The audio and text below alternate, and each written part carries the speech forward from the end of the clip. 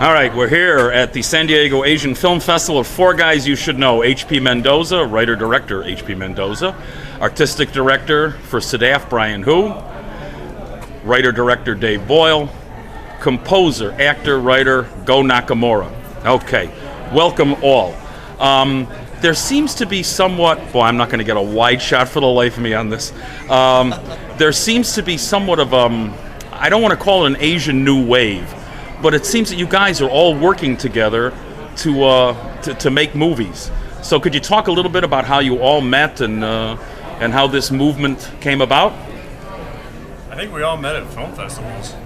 I know that's where I first met HP, and that's where I first met Goh.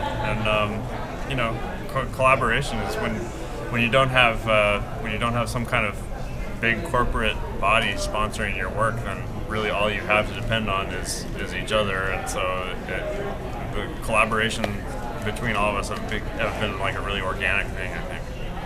All right, in Daylight Savings, the first it's a sequel to Surrogate Valentine. Now, is there going to, if you change one letter and you make a Death of Goh and you do a trilogy, you can have a great homage to Ingmar Bergman going for you. All right, but don't kill him off. Don't kill him off in the end.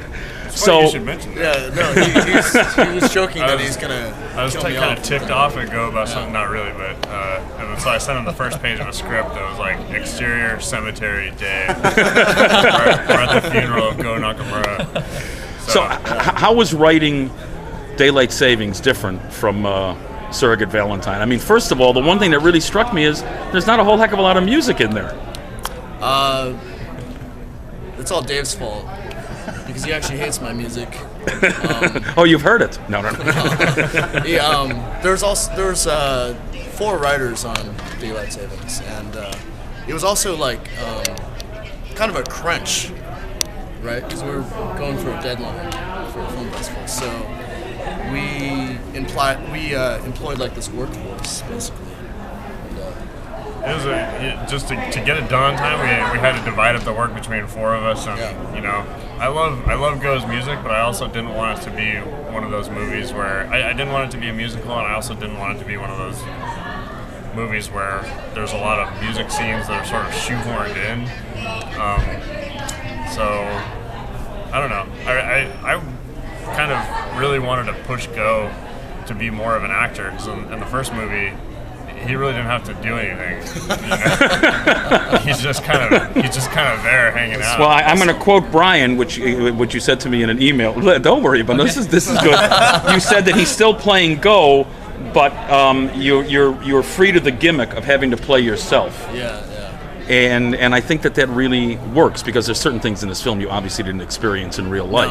No. Are the women kicking your door down like the character in this movie? No. Oh, okay.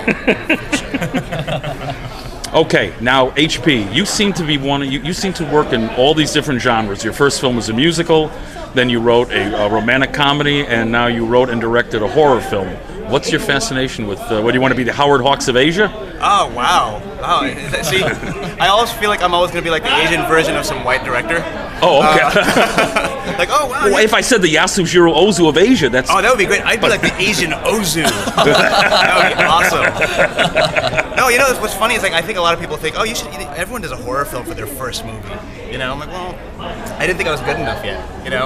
I think it was a weird thing to say, but I really wanted to cut my teeth on a musical because I feel like musicals were kind of part of my life.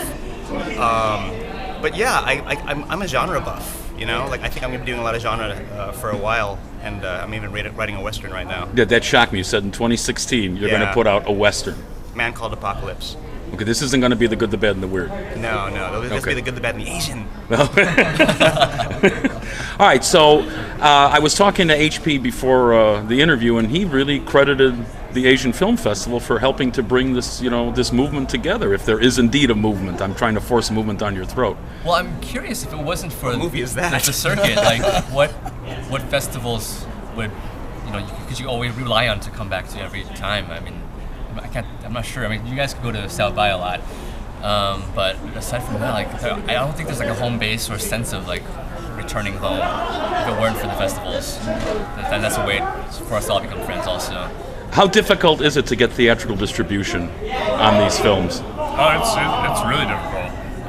And I mean, by and large these days, most theatrical releases are not what they used to be. They're not like a company buying the film and then putting it into theaters. It's usually the producers raising the money to pay a distributor to put it into the theaters. But I'd say every year the number of those kinds of releases is growing, and it just gets really hard to compete. The other problem with theatrical these days is with the move over to digital now, theaters are charging distributors $900 a week to not show it on 35 millimeter, which is supposed to be something to subsidize the cost of all the digital projectors.